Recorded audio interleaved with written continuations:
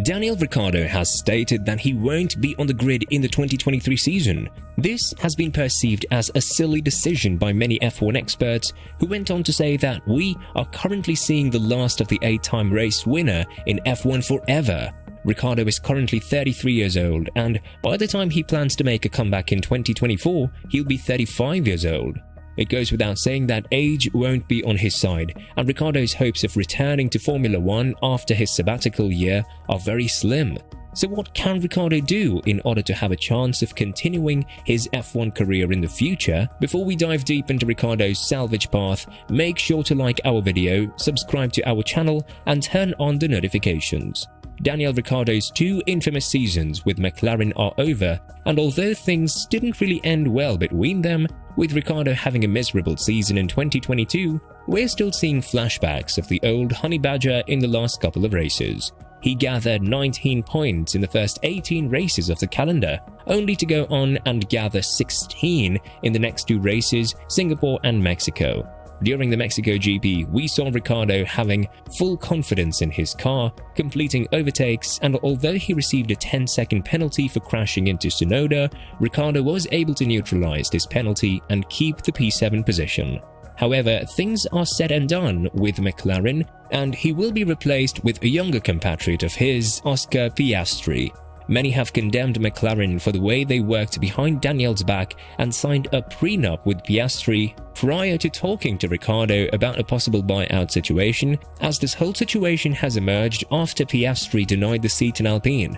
Who knows how Ricciardo would have found out hadn't it been the situation with Alonso and Alpine. The outcome of this saga is that Piastri replaced Ricciardo in McLaren, Gasly took the vacant seat in Alpine, and Nick de Vries's amazing debut in Monza secured him the starting seat in AlphaTauri. Therefore, Ricciardo's options were narrowed down to Haas and Williams, with the latter teams signing one of their own drivers, Logan Sargent, for the next season. Ricciardo has continuously said that he is likely to take a sabbatical in 2023, and he confirmed that in the latest GP in Mexico. What is good for us is that Ricciardo's plans are to remain in Formula 1 in the future, but how realistic are they? This is a very competitive sport, and we saw what it takes to secure an F1 seat by following Nick de Vries's path to success. There are cases of successful sabbatical stories, but most of them are proven world champions, such as Schumacher, Vettel, and Raikkonen.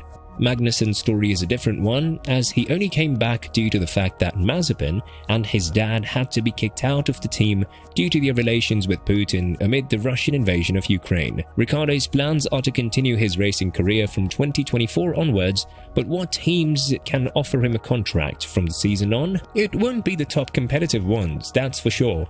Mercedes has just brought in George Russell, and talks about Hamilton continuing for 5 more years are circulating around the F1 community. These talks have been confirmed by Toto Wolff, who said that he and Hamilton had private talks in Monaco, and Hamilton himself requested to continue the contract with Mercedes. Red Bull is one team that Ricciardo can hope of having an open seat, but it's very unlikely that the team will split up with Perez unless the Mexican wants to. Red Bull is currently on a path to having a 1-2 finish with the Drivers' Championship, something that they haven't been able to achieve so far, and there is no reason that they should fix what's not broken. Even if they do need a fix and Perez decides to leave, Red Bull are likely to go with a junior or an AlphaTauri driver from their own ranks. That is how the team has worked in the past decade, with Perez and Coulthard being the only exceptions that had a lot of experience prior to being brought to Red Bull. Carlos Sainz and Charles Leclerc are also under contract with Ferrari until the 2024 and 2025 seasons respectively.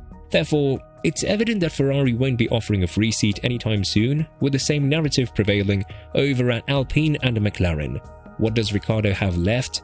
He is likely to have the opportunity to drive for a team that won't be quite able to win races or podiums, but will be able to score decent points. That is something he desperately lacked in McLaren, but will be able to achieve in teams like Alfa Romeo or Haas.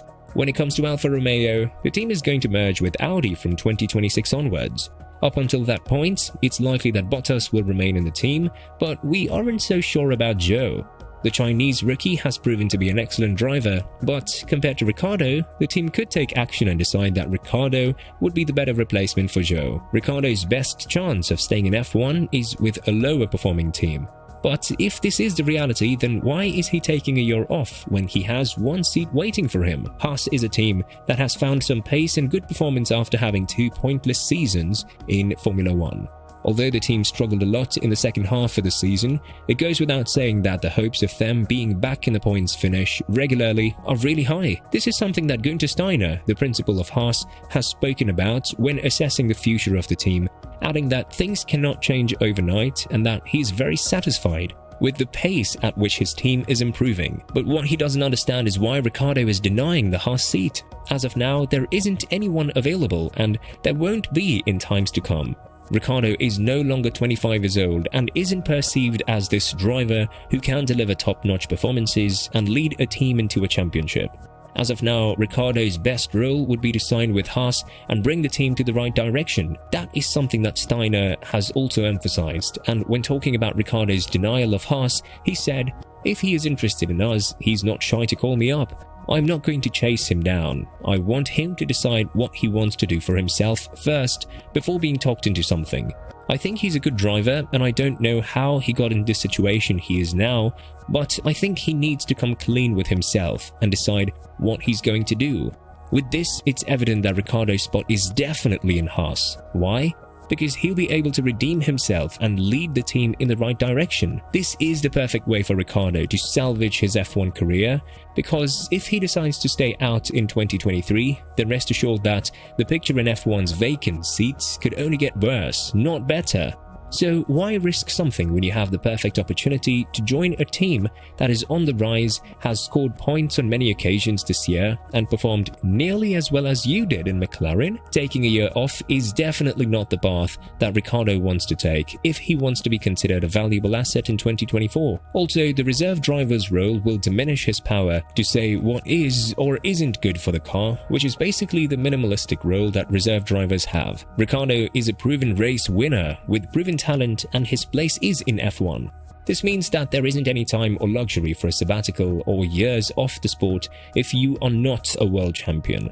Earlier this season, this was also said by Jacques Villeneuve, the 1997 world champion, who said that Ricciardo does definitely not need a sabbatical right now because it can make him lazy. It could make him lazy. You can take a year off if you're an Alonso, a Schumacher, if you've been world champion and won a lot of races, if you know in the paddock that you'll always be at your best no matter what season.